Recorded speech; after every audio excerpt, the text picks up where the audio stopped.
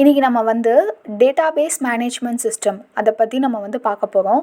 First வந்து data அப்படின்னா நம்மளுக்கு என்ன அப்படின்றது வந்து தெரியும். ஸோ நமக்கு வந்து நிறைய டேட்டா இருக்குது. பட் ஆனால் அதை வந்து நம்ம ஆர்கனைஸ் பண்ணி வைக்கணும். ஆர்கனைஸ் பண்ணி அதை வந்து ஸ்டோர் பண்ணி வைக்கணும். ஸோ தட் நம்ம வந்து ஈஸியாக வந்து ஆக்சஸ் பண்ண முடியும். ஃபார் எக்ஸாம்பிள், இப்போ நான் வந்து ஒரு 5 ஸ்டூடெண்ட்ஸோட டேட்டாவை வந்து நான் வந்து ஸ்டோர் பண்ணி வச்சுருக்கேன் அப்படின்னா, நான் ஈஸியாக வந்து அதில் ஒரு ஸ்டூடெண்ட்டோட ஸ்பெசிஃபிக் சப்ஜெக்ட்ஸில் உள்ள மார்க்கை வந்து நான் பிக் பண்ணி எடுத்துக்க முடியும் ஈஸியாக within short time of period. But இதுவே வந்து 1 lakh or 2 lakh டேட்டாஸ் வந்து ஒரு இடத்துல நான் வந்து வச்சுருக்கேன் அப்படின்னா, ஒரு ஸ்பெசிஃபிக் ஸ்டூடெண்ட்டோட டேட்டா வந்து எடுக்கிறது வந்து அவ்வளோ ஈஸி கிடையாது. அண்ட் செட் ஆஃப் ஸ்டூடெண்ட்ஸோட டேட்டா ஆர் லைக் இப்போ நான் வந்து ஒரு 70 மார்க்ஸ்க்கு மேலே எடுத்த ஸ்டூடெண்ட்ஸோட டேட்டாலாம் எடுக்கணும் அப்படின்னா அது வந்து அவ்வளோ ஈஸி கிடையாது. ஸோ தட் நமக்கு வந்து டேட்டாபேஸ் மேனேஜ்மெண்ட் சிஸ்டம் வந்தது. சாதாரண ஒரு டெக்ஸ்ட் ஃபைலில் கூட நம்ம வந்து சேவ் பண்ணிக்கலாம் ஒரு டேட்டாவை. பட் ஈஸியாக நம்ம வந்து ஒரு டேட்டாவை வந்து ஆக்சஸ் பண்ணணும், அதை வந்து ஆர்கனைஸ் பண்ணி வைக்கணும், அதில் உள்ள இன்ஃபர்மேஷன்ஸை ஈஸியாக நம்ம வந்து ஆக்சஸ் பண்ணி வித்தின் ஷார்ட் பீரியட் ஆஃப் டைமில் வந்து எடுக்கிறதுக்கு தான் நம்ம வந்து டேட்டாபேஸ் மேனேஜ்மெண்ட் சிஸ்டம் வந்து நம்ம யூஸ் பண்ணுறோம். ஸோ இப்போ உங்களுக்கு வந்து எக்ஸாம்பிள் சொல்லணுன்னா, இப்போ வந்து நான் ஒரு டாய்ஸ் கலெக்ஷன் வச்சுருக்கேன் அப்படின்னா, அனிமல் டாய்ஸ் எல்லாம் வந்து ஒரு கபோர்டில் அண்டு வேறு சில டாய்ஸ் எல்லாம் வந்து இன்னொரு கபோர்டில். ஸோ அப்படி நான் வைக்கும் போது எனக்கு வந்து ஈஸியாக வந்து எந்த டாய் வேணுமோ அதை பிக் பண்ணிக்க முடியும். அதை நீங்கள் வச்சுக்கலாம்.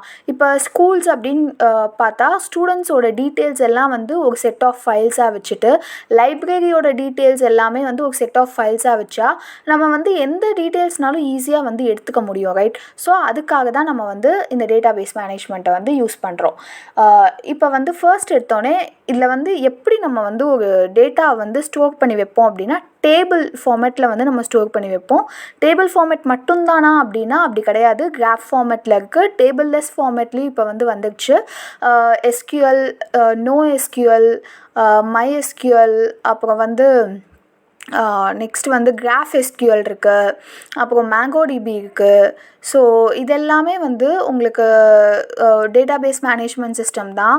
ஸோ நம்ம இப்போ பார்க்க போகிறதானா வந்து ரிலேஷ்னல் டேட்டாபேஸ் மேனேஜ்மெண்ட் சிஸ்டம். டேபிள் ஃபார்மேட்டில் இருக்கிற டேட்டாவை பற்றி தான் நம்ம வந்து இப்போ வந்து நம்ம வந்து பார்க்க போகிறோம் ஃபுல்லாக.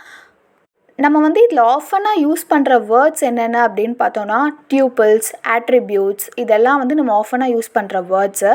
ஃபர்ஸ்ட் வந்து ஆட்ரிபியூட் அப்படின்னா என்ன அப்படின்னா, ஹரிசாண்டலாக இருக்கிறது வந்து ஆட்ரிபியூட்ஸ் அப்படின்னு சொல்லி நம்ம வச்சுக்கலாம். லைக் இப்போ காலம்ஸுன்னு சொல்லுவோம்ல, ஸோ அதெல்லாமே வந்து உங்களுக்கு ஆட்ரிபியூட்ஸு. அண்ட் ரோஸாக இருக்கும்ல, அதெல்லாம் வந்து டப்பிள்ஸு. இப்போ இந்த ஒரு டேபிள்லேயே நீங்கள் பார்த்துக்கிட்டிங்கன்னா இந்த நேம், டைப், ஏஜ், கலர் அப்படின்றதெல்லாம் வந்து உங்களுக்கு டாபிக்ஸ் மாதிரி இருக்கும். ஸோ இதெல்லாம் வந்து ஹெட்டிங்ஸ் மாதிரி இருக்கும். இதெல்லாம் வந்து உங்களுக்கு ஆட்ரிபியூட்ஸு. அப்புறம் அந்த நேமு, டைப், ஏஜ், கலர் அதுக்கான டீட்டெயில்ஸ் எல்லாமே வந்து உங்களுக்கு வந்து அதாவது அதெல்லாமே வந்து டியூப்பிள்ஸ். இதுதான் வந்து நம்ம மோஸ்ட்லி நம்ம யூஸ் பண்ணுறது. அடுத்து நம்ம வந்து கார்டினாலிட்டி, அப்புறம் வந்து ஆட்ரிபியூட்ஸு, டொமைனு, டிகிரி, இதை பற்றி எல்லாமே வந்து அடுத்து வர வீடியோஸில் பார்க்கலாம். தேங்க்யூ.